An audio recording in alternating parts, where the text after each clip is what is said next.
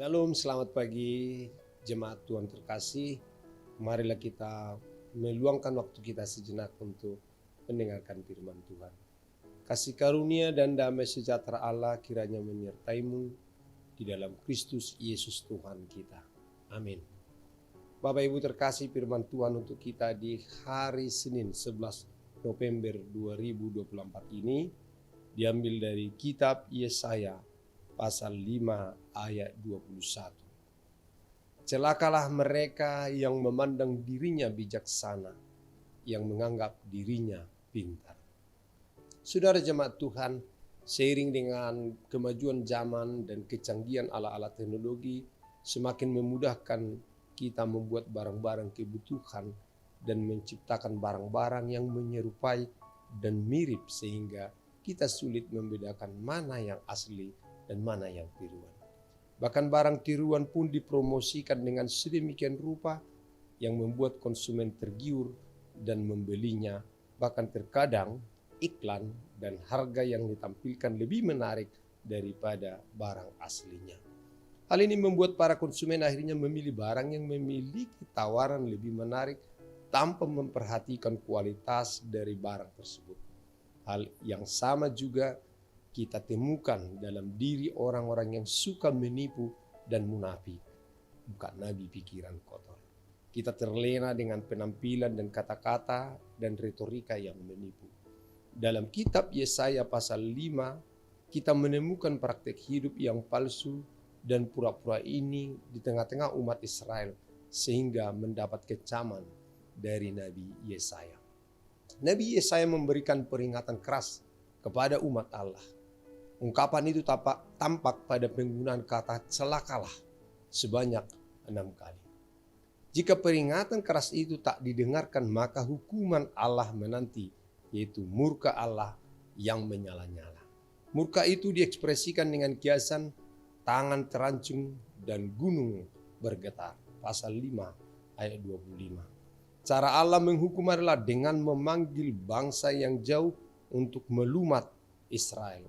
Pasal 5 ayat 26. Peringatan yang ditampilkan Yesaya menunjukkan betapa bobroknya kehidupan umat Allah pada masa itu. Celaka yang pertama terkait dengan penindasan sosial. Para pemimpin hidup demi kepentingan diri sendiri. Mereka merampas harta benda rakyat. Celaka yang kedua membongkar kehidupan berpesta pora dan disertai kemabukan. Hidup yang dijalani umat jauh dari kepedulian sosial. Mereka dirasuki oleh kenikmatan diri dan kekudusan Tuhan tak lagi penting buat mereka. Celaka yang ketiga menunjukkan bahwa berdusta sudah menjadi kebiasaan sehari-hari. Dusta tidak lagi dianggap sebagai dosa, melainkan pembenaran diri. Hati nurani mereka telah mati sehingga tidak ada lagi perasaan bersalah ketika orang berdusta. Celaka yang keempat memutarbalikkan kebenaran. Adalah biasa bagi mereka membolak-balikkan ketidakbenaran menjadi kebenaran dan sebaliknya. Kepandaian berretorika dan berargumentasi membuat yang benar menjadi salah dan yang salah menjadi benar. Celaka yang kelima menganggap diri bijak. Mereka salah menilai diri.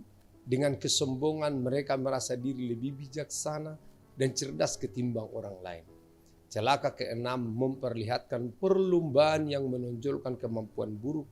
Semakin buruk tingkah laku seseorang, semakin ia menjadi bangga. Tidak ada satupun perbuatan dan sikap hidup yang diperkenan oleh Allah. Tuhan tidak pernah menghukum orang tanpa alasan. Ia terlebih dahulu memberikan peringatan. Apabila tegurannya diabaikan, maka hukumannya pun akan menimpa hidup kita. Sebab itu saudaraku, marilah dengan segala kerendahan hati mengaku kelemahan kita di hadapan Tuhan. Kita tidak dapat bersembunyi dari hadapan Tuhan. Dia adalah Allah yang maha mengetahui. Kembalilah kepada kehendak Tuhan. Kepada besarnya kasih dan cinta Tuhan yang menghendaki kita agar berbuah manis, bukan buah yang masam, dan apalagi buah yang palsu. Amin. Marilah kita berdoa. Syukur ya Allah buat hari yang Tuhan anugerahkan buat kami pada hari ini. Dan sekaligus Tuhan juga memberangkatkan kami dengan firman Tuhan, supaya segala bentuk kepalsuan dan kepura-puraan tidak pernah menjadi bagian dari hidup beriman kami. Namun dalam segala kerendahan hati kami mengaku bahwa kami bukanlah manusia yang sempurna dan tidak dapat menuruti setiap firman Tuhan, apalagi hukum Tuhan.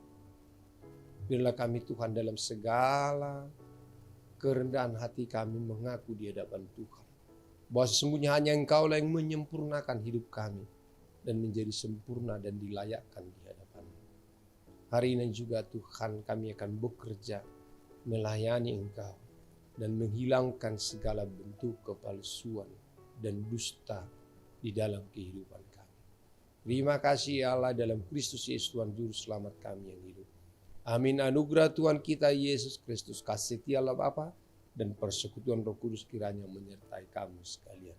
Amin. Selamat pagi Bapak Ibu, selamat beraktivitas. Tuhan memberkati. Horas.